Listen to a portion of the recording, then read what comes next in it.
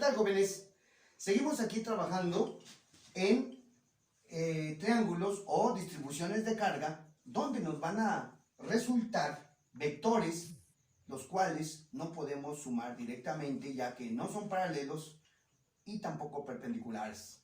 Entonces debemos de encontrar las componentes de uno o de los vectores para que yo pueda sumar esas cantidades vectoriales, ¿sí? Entonces tenemos una distribución en un triángulo, nuevamente es equilátero, cuyo lado vale 20 centímetros, ¿sí? Y nos piden determinar la intensidad de campo eléctrico en el punto P, ¿sí? De este arreglo de cargas colocado en el aire. Entonces, como ya lo hemos comentado, en el punto P vamos a colocar una carga de prueba, la cual tiene ciertas características. Una, es positiva. Dos, su carga es aproximadamente cero, ¿sí? De tal manera que el campo eléctrico de esta carga de prueba no me altera ningún campo eléctrico del sistema de cargas, ¿sí? Ahora, ¿qué vamos a hacer? Vamos a formar grupos o pares de cargas, ¿sí? Grupos de dos, pero en donde siempre va a estar mi carga de prueba, mi Q0, ¿sí? Entonces, pues este grupo vamos a poner que esta es la carga 1, que tiene un valor de 8 por 10 a la menos 6 coulomb, ¿sí? Y aquí vamos a poner una carga 2 de 6 por 10 a la menos 6 coulomb, ¿ok? Y nosotros queremos saber el campo eléctrico resultante en este punto. Por eso ahí vamos a colocar una carga de prueba. Ahora bien, entonces nosotros vamos a ver que entre esta carga de prueba y esta carga 1 va a experimentarse una fuerza. Pero ese movimiento de esta carga de prueba me va a indicar la dirección de mi vector intensidad de campo eléctrico. Se obtiene aplicando la ley de las cargas, que son, como las dos son positivas, entonces experimentarán una fuerza de repulsión. Eso quiere decir que así va a estar el vector campo eléctrico generado por la carga 1 en este punto P. Así, en esta posición, ¿ok? Siguiendo la misma estrategia, ¿sí? Ahora el otro grupo de cargas son estas dos, la carga 2 y la carga de prueba. Y sobre la misma línea que las une, ¿sí? Vemos y aplicamos la ley de las cargas iguales se repelen, o sea, esta carga de prueba se va a mover en esta dirección. ¿Sí? Este va a ser el vector del campo eléctrico generado por la carga 2. Así va a estar. Entonces nos fijamos que al ser un triángulo equilátero, pues este ángulo es de 60 grados, este ángulo es de 60 grados y este ángulo es de 60 grados. De tal manera que como este ángulo que está aquí está opuesto por el vértice a este, pues entonces también es de 60 grados. ¿Sí? Bueno, entonces así van a quedar mis vectores intensidades de campo eléctrico. ¿Sí? Ahora bien, vamos a nosotros a determinar la magnitud de estos vectores intensidad de campo eléctrico. Comencemos con el cálculo de la intensidad de campo eléctrico de la carga 1.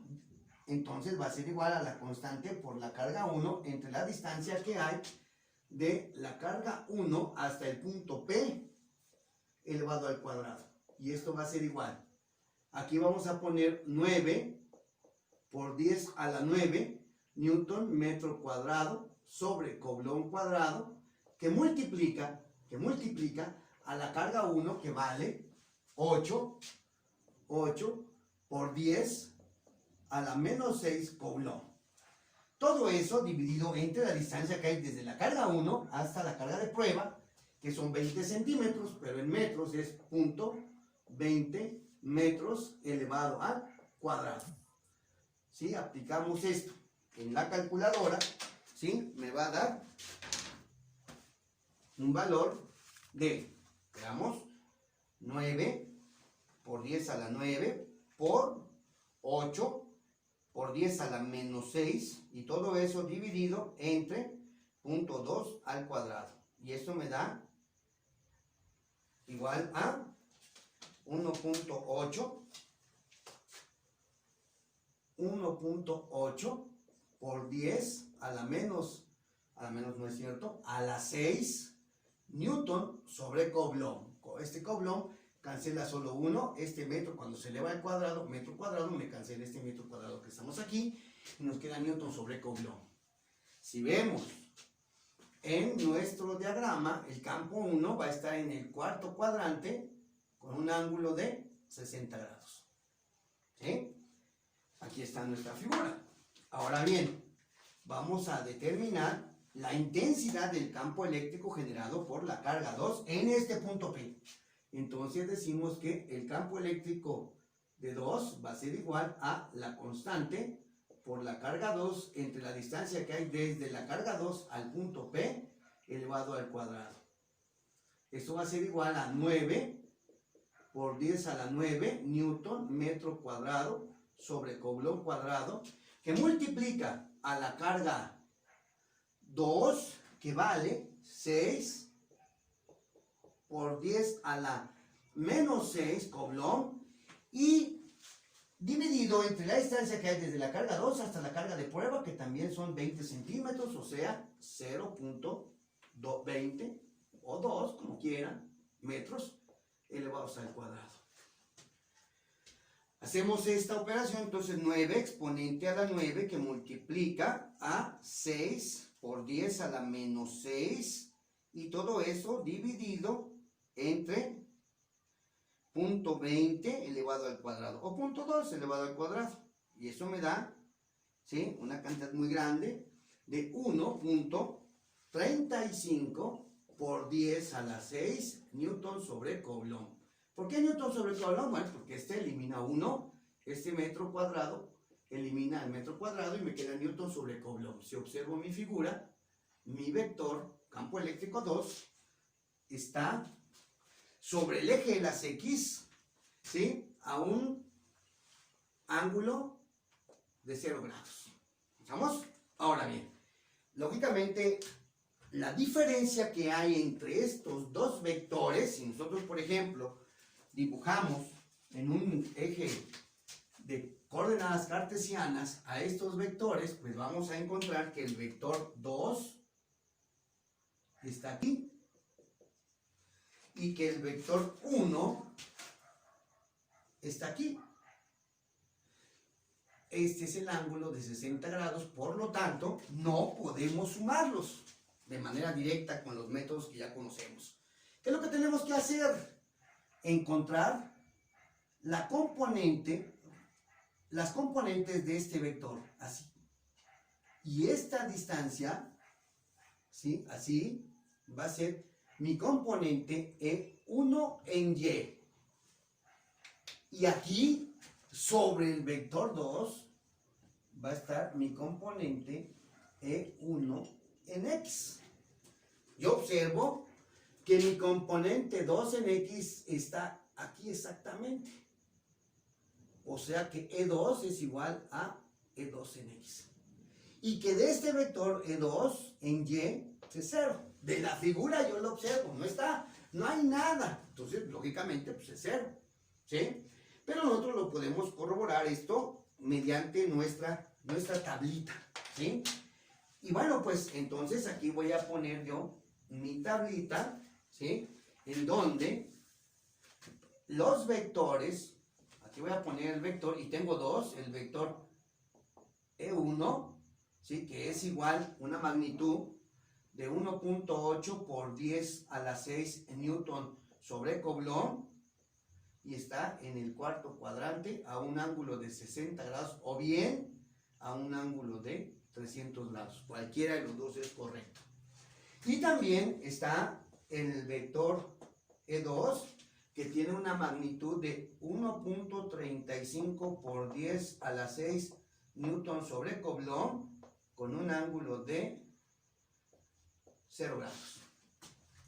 La componente en X de cualquier vector va a ser igual a la magnitud total del vector por el coseno de su ángulo. Entonces, aquí sería mi componente 1 en X es igual a E1 por el coseno de 60 grados. O de 300, vamos a hacer un ejemplo con el ángulo grande, 300 grados. Esto sería igual, ¿cuánto vale E1? Pues vale 1.8 por 10 a la 6 newton sobre Coulomb, y aquí ponemos coseno de 300 grados, y eso va a ser igual. Aquí está. Vean cómo está apuntando hacia el eje positivo, por lo tanto, aunque sea 300 o 60, me va a dar positivo el resultado. Entonces aquí ponemos ahora 1.8 por 10 a la 6, que multiplica al coseno de 300 grados. Y esto es igual a, ¿sí? A 0.9 o 0.9 por 10 a la 6 o 900, perdón, por 10 a la 3. Vamos a poner 0.9 por 10 a la 6 newton sobre Coulomb. Positivo. Positivo. ¿Ok? Hacemos lo mismo, pero ahora con nuestro vector E2 en X, que es igual a E2 por el coseno de 0 grados. Eso va a ser igual. ¿Cuánto vale E2? Pues E2 vale 1.35 por 10 a la 6 por el coseno de 0 grados. Y el coseno de 0 es 1. Entonces 1 por 1.35, pues nos da exactamente 1.35 por 10 a la 6 newton sobre Coulomb. ¿Sí?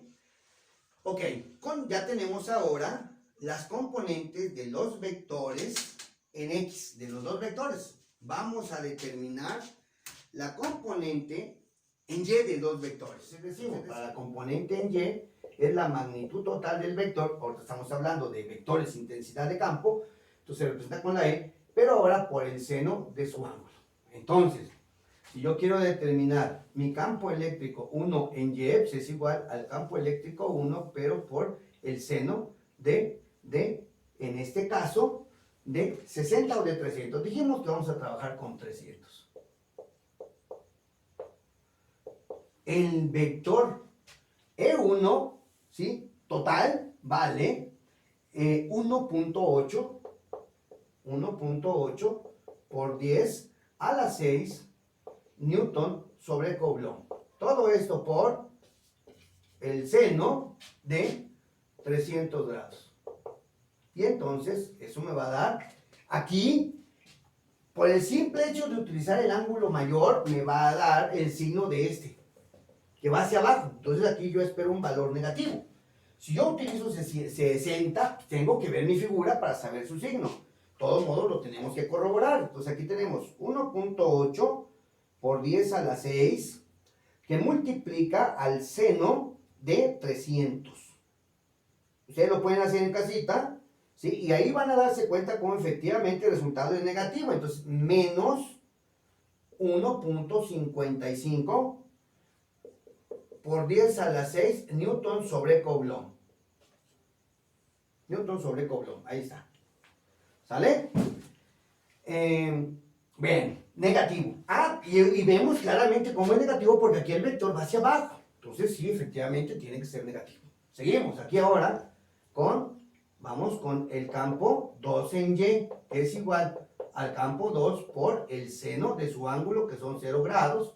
Esto va a ser igual a el campo 2, la magnitud del campo 2 es 1.35 por 10 a la 6 newton sobre Coulomb por el seno de 0 grados.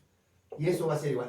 Pero el seno de 0 es 0. Y lo pueden checar aquí. Si ustedes ponen 0 de 0 grados, pues les va a dar 0. Entonces, 0 por cualquier número me va a dar 0. Lo que nosotros dijimos que iba a pasar aquí.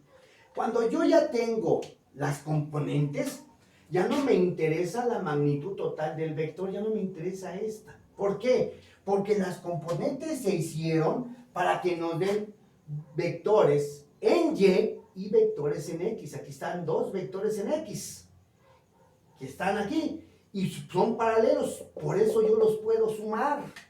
Y cuando son paralelos, sumo algebraicamente. Entonces, aquí, la suma de estos dos vectores me va a dar a 2.25 por 10 a la 6 Newton sobre Coulomb. Bueno, vamos a checar por si nos equivocamos. 0.9 por 10 a la 6 más 2.25 por 10 a la 6 también, ¿sí? Y eso me da a 3. Acá sí tienen razón, sí tienen, yo aquí me estoy equivocando. Sí, pues 1 más 1.9, pues ya llega a 2. Ah, no, a ver, yo estoy equivocado en la calculadora, perdón muchachos. Entonces es 0.9, otra vez, 0.9 por 10 a la 6, más, ahora sí, 1. Yo aquí puse 2 hace rato. 1.35. 1.35 por 10 a la 6 también. Igual. Ahora sí, si estábamos bien, ¿sí? No había ningún error. 2.25 por 10 a la 6 Newton sobre Coulomb. Este va a ser mi campo resultante en X. Ese va a ser mi campo resultante en X. Ahora, de la misma manera aquí hacemos el campo resultante en Y, ¿sí? Y el campo resultante en Y va a ser igual a, pues, como este es 0, pues simplemente bajamos menos 1.55 por 10 a la 6 Newton sobre Coulomb. Entonces, después de tener vectores, dos vectores, lo descompusimos, tuvimos 4 vectores, pues ahora nada más me quedan 2. La ventaja es que uno es en X y el otro es en Y. Si yo los dibujo en un sistema de coordenadas, ¿sí? Mi vector en X es positivo, entonces me va a quedar en esta dirección, así. Este es el vector resultante en X. Y el vector en Y me va a quedar, como es negativo, pues me va a quedar hacia abajo. Este es mi vector campo eléctrico resultante en Y. De tal manera que, si yo, por ejemplo, dibujo este vector en la parte final de mi vector en X y el vector en X lo dibujo en la parte final del vector en Y, tenemos un rectángulo. De tal forma que esta diagonal es mi campo eléctrico resultante total, la magnitud del campo eléctrico resultante. Esta distancia que estamos aquí pues es igualita a esta, por lo tanto también es mi componente de campo eléctrico resultante en Y. Entonces conozco los dos catetos de este triángulo rectángulo y quiero conocer la hipotenusa, ¿ok? Como quiero conocer la hipotenusa, digo yo que el campo eléctrico resultante es igual a la raíz cuadrada de la suma de los cuadrados, la suma de los cuadrados de cada uno de los catetos. Un cateto es Rx al cuadrado y el otro cateto es el campo R en Y también al cuadrado. Entonces, el campo eléctrico resultante va a ser igual a la raíz cuadrada de el campo eléctrico en X, que es de 2.25 por 10 a la 6 Newton sobre Coulomb elevado al cuadrado, más menos 1.55 por 10 a la 6 Newton sobre Coulomb elevado también al cuadrado, ¿sí? Recuerden que todo número elevado al cuadrado es positivo. Hacemos esto y entonces raíz cuadrada, abrimos paréntesis, ponemos 2.25 exponente a la 6 y lo elevo al cuadrado, más 1, menos 1.55 por 10 a la 6, también lo elevo al cuadrado, cierro el paréntesis y aprieto igual. Y esto me va a dar, o decir que el campo resultante total es de 2.73 por 10 a la 6 Newton sobre Coulomb. Yo observo mi figura y entonces mi vector campo eléctrico resultante está en el cuarto cuadrante. Aquí está mi campo, con este ángulo de inclinación alfa, que es este ángulo que tenemos aquí, ¿sí?